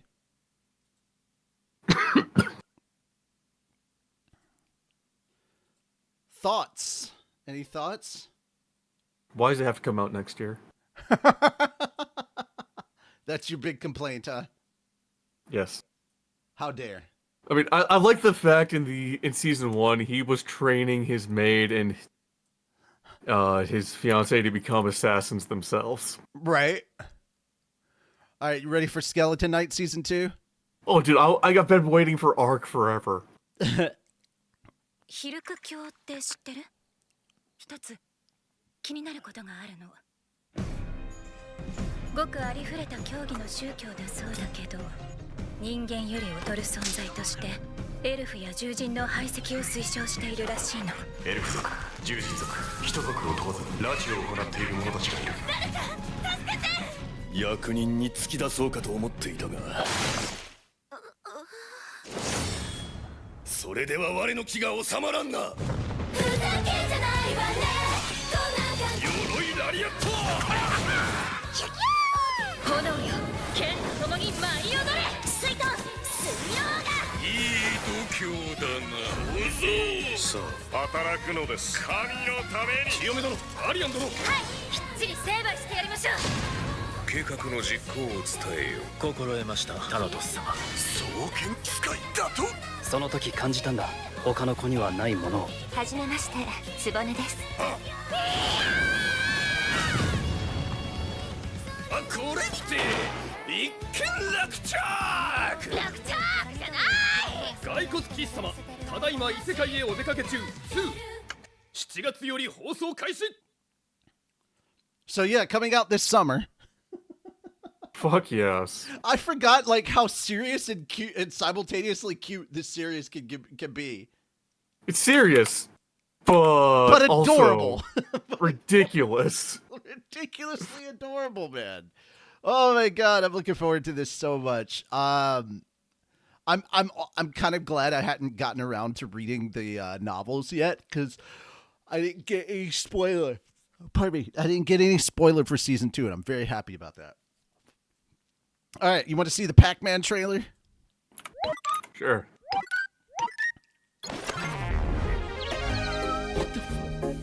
See ya, Pac-Man. Be safe. Don't get lost. Oh, memories. Well, time for the next level.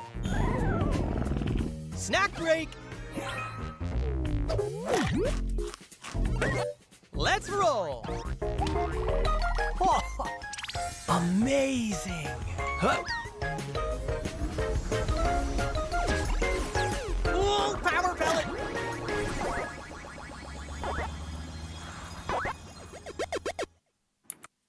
Okay. That looked fun. That looked adorable. That looked fun. Okay, so these are going to be coming out on YouTube. Bandai Namco revealed on Friday that its Pac-Man franchise is getting a series of animated shorts titled Pac-Man Snack Breaks. The first episode will debut on the franchise's official YouTube channel on May 27th, Pac-Man Day. And new episodes will premiere every month. The company streamed a teaser trailer, which we just watched. Yeah, the show stars Mike Cephalo as Pac-Man and Inky, Mike Bodie as Blinky, Rebecca Wong as Pinky, and Lucas Arnold as Clyde. The shorts follow Pac-Man as he leaves Pac Village for New Pac City. However, Inky, Blinky, Pinky, and Clyde, a team of ghosts, follow him. The company will also commemorate Pac-Man's birthday with an event on May 16th featuring a special screening and panel of the animated short series before its debut. The event coincides with the 45 Years of Pac-Man exhibition at the Palais Museum. Wow, can you believe it's been 45 years that Pac-Man's been going on? Jeez. Ridiculous. It is. Came out in 1980, my guy. But yeah, there we go. Any thoughts? This looked interesting. This looked fun. This just looked fun. It does look fun. Yeah. And since it's going to be coming up on YouTube, I don't see a reason not to follow, not to subscribe and check this out when they drop new ones. Alrighty. The first ever One Piece Fest to open in Los Angeles on August 25th and 26th. Toei Animation announced on Thursday that it will host the first ever One Piece Fest for the One Piece franchise at the Cosm Los Angeles in Hollywood Park in Inglewood, California on August 25th and 26th, coinciding with this year's One Piece Day celebration. The event will also have a VIP preview for guests and media on August 24th. The event will feature an immersive LBAF experience in the venue's 5,000 square foot, roughly 460 square meter, display in the Dome, and will also have panels, live performances, and experiences. The event has not yet announced its guests, but it will include English voice actors and Japanese musical acts. One Piece Day is a 2-day event commemorating the anniversary of the debut of Oda's One Piece manga. Since 2017, the Japanese Anniversary Association has acknowledged July 22nd as One Piece Day, commemorating the anniversary of the manga's debut, although the manga actually launched on July 19th, 1997. It was advertised as launching on July 22nd. One Piece Day was held on August 10th and 11th in 2024 and was held on August 9th and the 10th last year. So that's cool. Attack on Titan's Hajime Isayama draws the Mandalorian and Grogu art. The Star Wars franchise released an original illustration of the title characters from the Star Wars The Mandalorian and Grogu film by Attack on Titan creator Hajime Isayama on Tuesday. The illustration celebrates the film's upcoming release and features the Mandalorian holding Grogu while igniting his jetpack and firing his wrist grappler. So very much in the 3D fighting style of Attack on Titan. Isayama released a comment regarding his experience with the Star Wars franchise. He stated that he first watched the original trilogy when he did a homestay in Idaho, except he saw them in reverse order from Return of the Jedi to Star Wars Episode 4. He added that Grogu is too cute for words. Manga creators George Morikawa of Hajime no Ippo, Oh Great of Tenjo Tenge, Ken Wakui of Tokyo Revengers, and Atsushi Okubo of Fire Force also celebrated the film with messages. And then it just dives into the Mando and Grogu, which is coming out later this month. I thought this was pretty cool. I just like, I love it when mangaka get involved in other mediums that they are fans of. So it just kind of makes it feel like, you know, we have so much in common with a lot of the creators that we follow their works, you know? Yeah. All right. It makes it feel more human. It does. It really does. Speaking of things not feeling quite so, speaking of things and human, Webtoon partners with Genies to launch interactive AI avatars for Webtoon characters. So at least they're not talking about like straight up drawing AI art. This is just doing interactive AI characters. Through the collaboration, Webtoon creators will be able to transform their characters into interactive 3D avatars using tools integrated into the platform's English language service. The initiative allows fans to go beyond traditional reading by chatting with characters, exploring additional story elements, and collecting digital items tied to their favorite series. The rollout will begin this summer with a curated selection of titles, including The Greatest Estate Developer, The Night Only Lives Stay, which is one of the ones I actually read, and My In-Laws Are Obsessed With Me. Participating creators will work directly with both companies to adapt their characters into customizable 3D avatars that reflect each series' artistic identity and narrative flow. Okay, so there's no AI involved in the art creation, and this does directly involve the creators. So I'm at least feeling better on that because it's not taking jobs away from anyone. Powered by Genie's AI-driven avatar technology, the project aims to extend storytelling beyond static panels into interactive environments. Users will be able to unlock exclusive content such as expanded backstories and hidden lore through ongoing engagement with each series, creating a more immersive fan experience. The partnership also introduces digital collectibles designed to deepen user interaction and open potential monetization opportunities for creators. As readers progress through a story, they can access new items and character interactions, effectively expanding the narrative universe. Additional features and details will be announced in the coming months. So, when it comes to stuff like webtoons and art-related things, I get very, very concerned when the term AI is used. So, I was prepared to immediately hate whatever decisions came down the pipe. Thankfully, they don't appear to be the worst case scenario that I was expecting. This is honestly kind of tame as far as AI jumping into like the art medium. So I'd say that it's kind of a wait and see. This could be done well or it could be done very badly. It just depends on how it's executed, I feel. What are your thoughts on this, Fenris? It's an interesting idea. Mm-hmm. And as long as, you know, it's not taking work away from the artists themselves, yeah, go for it.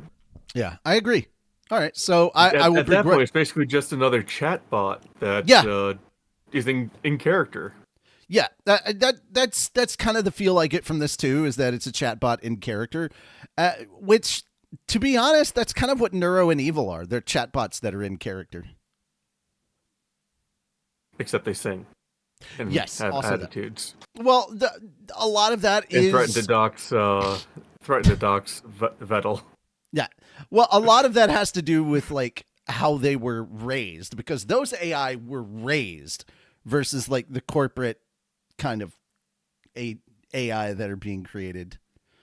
It's so funny to say, but I would trust Neuro and Evil with the fate of humanity more than I would trust any of the other AI that are out there that are being made by like these AI companies. I would gladly trust Neuro and Evil knowing how messed up they are than like your open AI agents, as it were. Alrighty, we got a new trailer for Hiatuses Season 2. You ready to watch it? Sure. Alright, let's do it.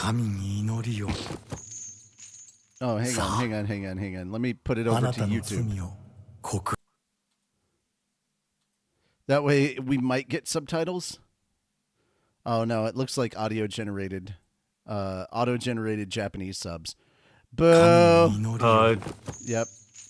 check the settings for actual English ones because it defaults to the. No, it just has Oh. it has off in audio. Yeah, unless I can find. Okay, no, that's boo, boo. Your sin is something. 神の声を聞け真なる目覚めの時狙いはこれか随分と舐められたものだな僕はエディソン・リュークラウトわしは西の大樹海オーグより来たサラサル・エイラ・ラフォカじゃこうして若者が未来を絶たれる姿を見るのはいたたまれません、ネズミのような魔獣の姿あれが現実の私あのような汚れた異物が置かれるなど断じて許すことなどできません。すべては神の御心のままに。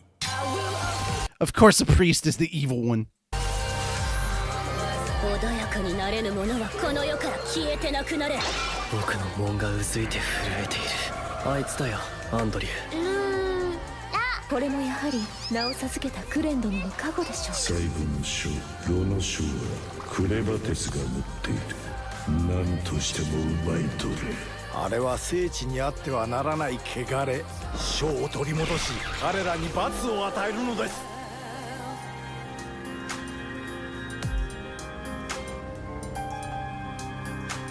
Wait, hold on.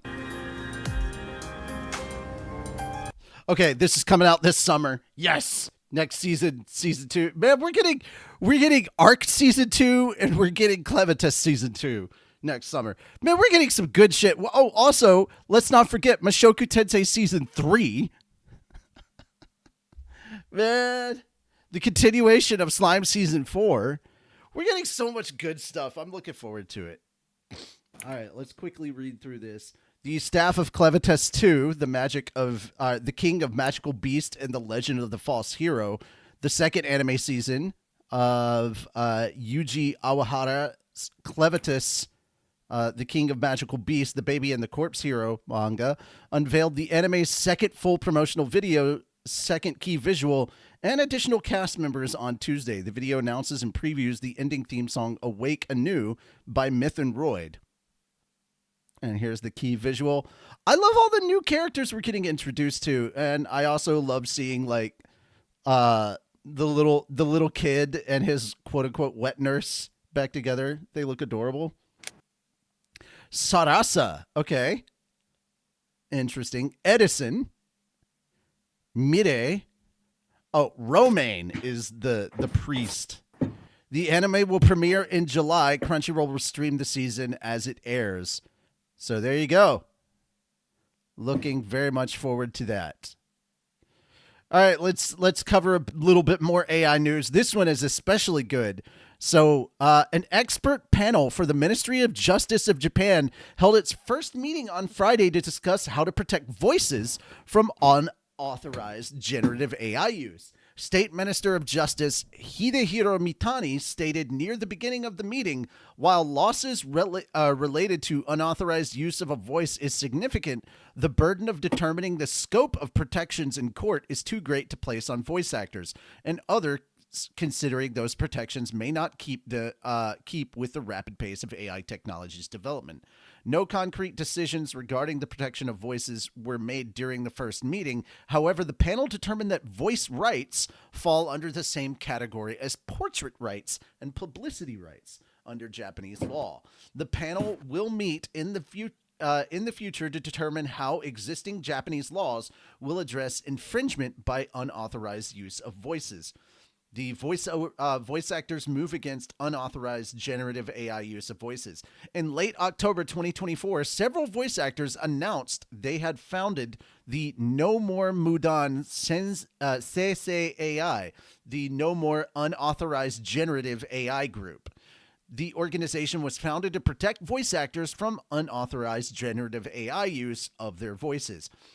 In his own bid to protect his voice from unauthorized generative AI, voice actor Yuki Kaji developed his own voice synthesis program, Soyogi Fractal, in June 2024. Prior to Soyogi Fractal's release, Kaji stated he was concerned about copyright issues surrounding voices, which led to the development of the voice synthesis program.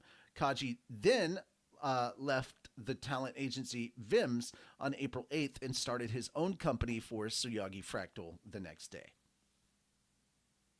So it's good that they are already considering putting together laws to protect voice actors from generative AI. I think this is a step in the right direction. And if there's not stuff like this going on over here in the US, there should be. We need more protection for our artists and our actors from generative AI.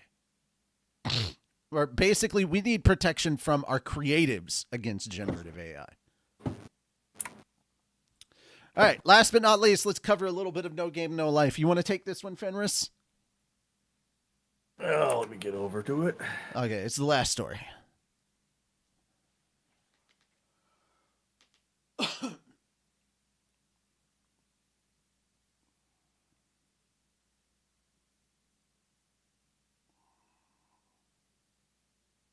Once it loads.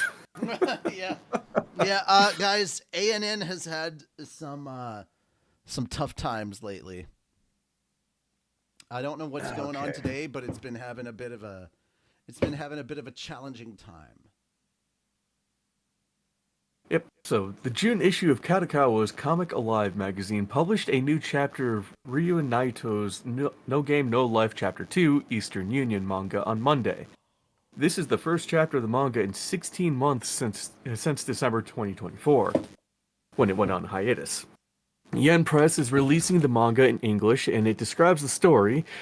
A world governed entirely by games does not favor a timid, powerless race like Humanity, but it's perfect for a pair of legendary shut-in gamers. Sora and Shiro are now king and queen of Elkia, the last bastion of humanity. But saving a kingdom is no small task, and responsibility isn't a game either. Sibling claims to have a high score in.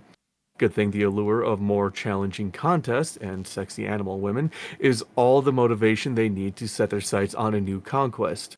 Humanity's powerful neighbor, the Eastern Union. The manga adapts the second and third volume of the original. No, you're using an ad blocker? That's awesome. We also hate ads, but paying journalists and writers instead of AI. Oh, God damn it! Stop reading that! The manga adapts the second and third volume of the original No Game No Life novel series by Yu Kamiya, which corresponds to the Eastern Union story arc of the novels. Naito launched the manga in Comic Alive on November 2021. Kadokawa published the manga's third compiled book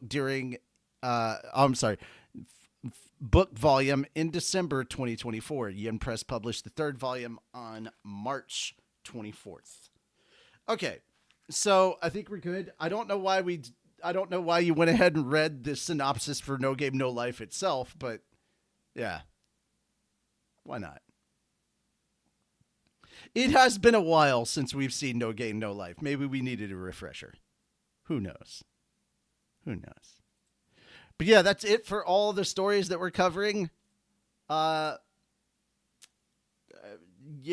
let us know what you thought. What was the story that most intrigued you, and why?